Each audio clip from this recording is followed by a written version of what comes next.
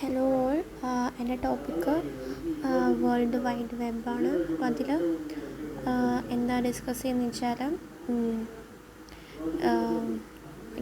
Short overview of HTTP and HTML together with their problems in wireless environment. അപ്പോൾ first നമുക്ക് നോക്കാം hyper text transfer protocol. നമുക്കറിയാം HTTP. അപ്പോൾ hyper text transfer protocol എന്ന് പറയുന്നത് is a stateless light weight and application level പ്രോട്ടോക്കോളാണ് for data transfer between server and client. അപ്പോൾ സെർവറിൻ്റെയും ക്ലയൻറ്റിൻ്റെയും ഇടയിലുള്ള ഡാറ്റ ട്രാൻസ്ഫറിന് യൂസ് ചെയ്യുന്ന ഒരു ആപ്ലിക്കേഷൻ ലെവൽ പ്രോട്ടോക്കോളാണ്. ലൈറ്റ് വെയ്റ്റ് ആണ്, സ്റ്റേറ്റ്ലെസ് ആണ്. ദ ഫസ്റ്റ് വേർഷൻ HTTP 1.0 ബേർണേഴ്സ്ലി ആണ്. 1996 ഫസ്റ്റ് വേർഷനായിട്ടുള്ള HTTP 1.0 കണ്ടുപിടിച്ചത്. Never became a formal standard due to too many variant implementations. Then HTTP 1.1 is a standard currently used by the most implementation. 1999 feeding. അപ്പോൾ Krishnamurthy 1999 Krishnamurthy list the key differences between the two versions. An HTTP transactions consist of an HTTP request issued by a client and a HTTP response from a server. അപ്പോൾ ഒരു HTTP ട്രാൻസാക്ഷനിൽ ഒരു റിക്വസ്റ്റും ഒരു റെസ്പോൺസും ഉണ്ടാവും. Stateless എന്ന് പറയുന്നത് നമ്മൾ പറഞ്ഞിട്ടുണ്ട്. HTTP എന്ന് പറയുന്നത് സ്റ്റേറ്റ്ലെസ് ആണ്. അപ്പോൾ what is the meaning of stateless? അപ്പോൾ stateless means that all HTTP transactions are independent of each other. അപ്പോൾ HTTP ട്രാൻസാക്ഷൻസ് എന്ന് പറയുന്നത് ഇൻഡിപെൻഡൻ്റ് ആയിരിക്കും. HTTP does not remember any transactions, request or response. This results in a very simple implementation without the need for complex state machines. A simple request might processed as follows. അപ്പോൾ ഒരു simple request എങ്ങനെയാണെന്ന് നമുക്ക് നോക്കാം. അപ്പോൾ get എന്ന് പറയുന്ന request that sauce following next here indicates the index file in the web root directory. അതായത് നമ്മൾ index.html എന്ന് കൊടുക്കുന്നത്. Additionally, the protocol HTTP and version 1.1 is indicated. As this is not an introduction into HTTP, ഇത് നമുക്ക് നോക്കാം എന്താണ് ഇതിൻ്റെ ഒരു സിമ്പിൾ റിക്വസ്റ്റുമായി പ്രോസസ്സ് ചെയ്ത് എങ്ങനെയാണെന്ന് നോക്കാം. അപ്പോൾ ഇവിടെ നമുക്ക് ഗെറ്റ് HTTP 1.1 ഹോസ്റ്റ് അവിടെ കൊടുത്ത് കണ്ടില്ലേ. അപ്പോൾ ഇതിൽ the first line contain the status കോഡാണ് ഫസ്റ്റ് ഉള്ളത്. താഴെ HTTP 1.1 200 ഓക്കെ എന്നൊക്കെ കാണുന്നില്ലേ.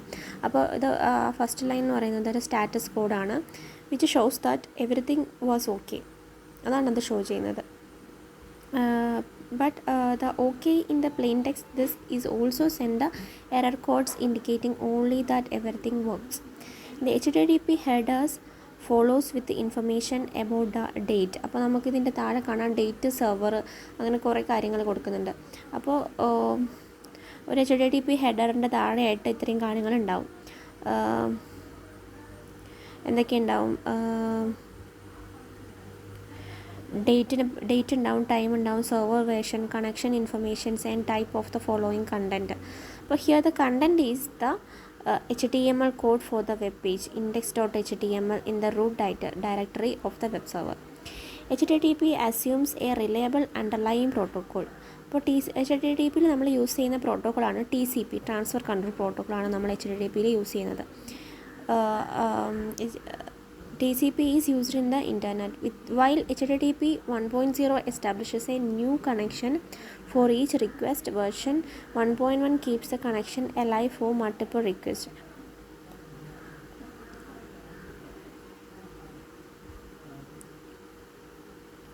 അപ്പോൾ HTTPയിൽ 1.0 വേർഷനിൽ കുറേ പ്രോബ്ലംസ് ഉണ്ട്. അപ്പോൾ എന്തൊക്കെയാണ് പ്രോബ്ലംസ് വരുന്നത്? Bandwidth and delay, caching, last one post. ഈ 3 പ്രോബ്ലംസാണ് 1.0 എന്ന് പറയുന്ന HTTPൻ്റെ വേർഷനിൽ വരുന്നത്. അപ്പോൾ ബാൻഡ്വിഡ്ത്ത് ആൻഡ് ഡിലേ എന്ന് പറയുന്നത് HTTP has not been designed with low bandwidth. The original environment has been networked with workstations running TCP/IP over wired networks redundant. networks with some megabits per second bandwidth. HTTP protocol headers are quite large and redundant ആയിരിക്കും. അപ്പോൾ H T T പിൻ്റെ headers എന്ന് പറയുന്നത് ലാർജും റിഡണ്ടൻറ്റും ആയിരിക്കും. Many information field R transferred repeatedly with each request because H T T P is stateless. Headers are readable for humans and transferred in plain ASCII. അപ്പോൾ അത് readable ആയിരിക്കും ഹ്യൂമൻസിന്, അതുപോലെ തന്നെ ASCII ആയിട്ടായിരിക്കും, plain ASCII ആയിട്ടായിരിക്കും ഇത് ട്രാൻസ്ഫർ ചെയ്യുന്നത്. Servers transfer content uncompressed, that is, if applications do not compress content, the server will not perform any compressions. അപ്പോൾ അടുത്ത ഇതാണ് caching. Caching is quite often disabled by content providers. Many companies want to place advertisements on web pages and need feedback. Through the number of clicks, for example, through the number of clicks on a web page, estimate the number of potential customers. With a cache between a server and a client, companies cannot get realistic feedback. അവർക്കത് real ആയിട്ടുള്ള feedback കിട്ടണമെന്നില്ല. Either caches need additional mechanism to create usage profiles, or caching is disabled from the beginning using the no cache keyword in the HTTP 1.0 header. But version 1.1 provide more detailed caching mechanisms. Next one ആണ് posting. Sending content from a client to a server can cause additional problems if the client is currently disconnected. അപ്പോൾ client currently disconnected ആകുമ്പോൾ ക്ലയൻറ്റിൽ നിന്ന് സെർവറിലേക്കൊരു content send ചെയ്യുമ്പോൾ അതിലെന്ത് ചെയ്യും, ഒരു problem വരും. Sending content from a client to a server cause additional problems വരും. The post request cannot fulfilled in a disconnected state. അപ്പോൾ ഡിസ്കണക്റ്റഡ് സ്റ്റേറ്റ് ഒരു ക്ലയൻറ്റിന് കേസിൽ പോസ്റ്റ് റിക്വസ്റ്റ് കൊണ്ട് നമുക്കത് പ്രോബ്ലം സോൾവ് ചെയ്യാൻ പറ്റില്ല. So a server could be simulated by accepting the posting via an additional process.